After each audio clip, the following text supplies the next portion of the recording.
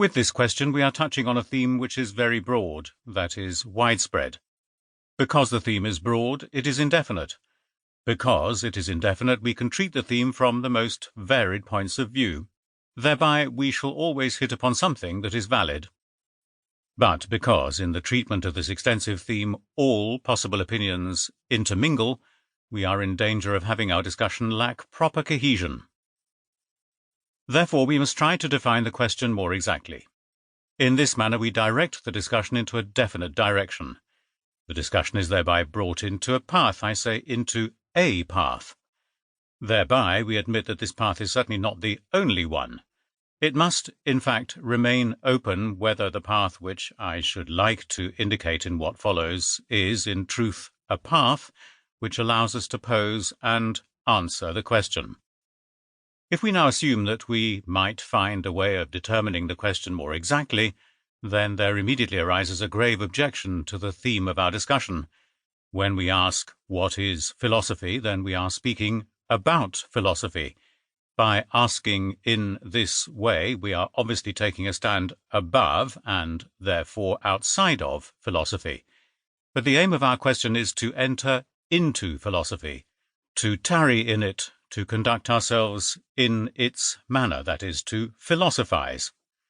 The path of our discussion must, therefore, not only have a clear direction, but this direction must, at the same time, give us the guarantee that we are moving within philosophy and not outside of it and around it.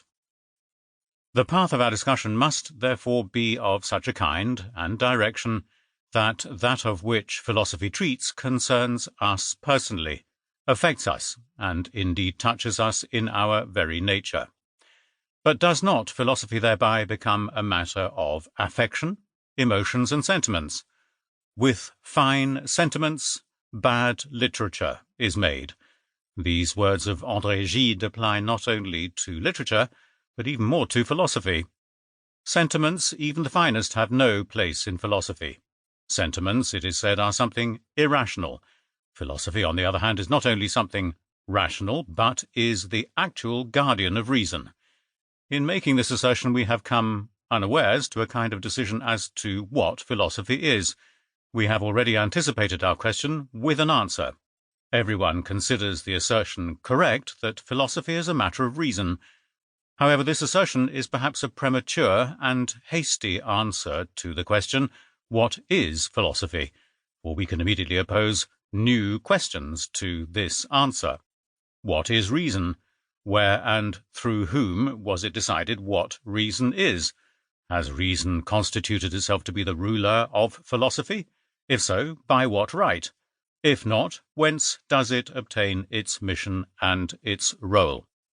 If what is considered to be reason was first established only by philosophy and within the course of its history, then it is not good judgment to proclaim philosophy in advance as a matter of reason. However, as soon as we cast doubt on the characterization of philosophy as rational behavior, then in the same way it also becomes questionable whether philosophy belongs in the domain of the irrational. For whoever wishes to designate philosophy as irrational thereby takes the rational as a measure of limitation, and what is more, does it in such a way as again to take for granted what reason is.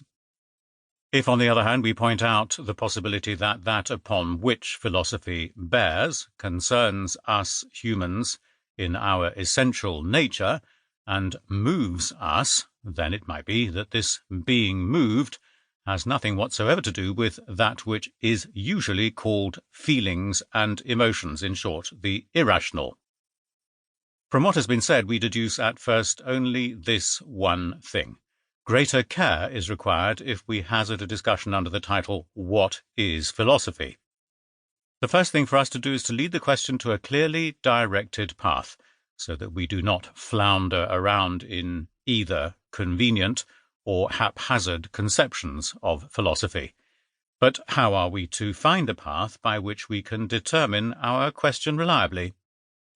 The path which I should now like to point out lies directly before us, and only because it is the nearest at hand is it difficult to find.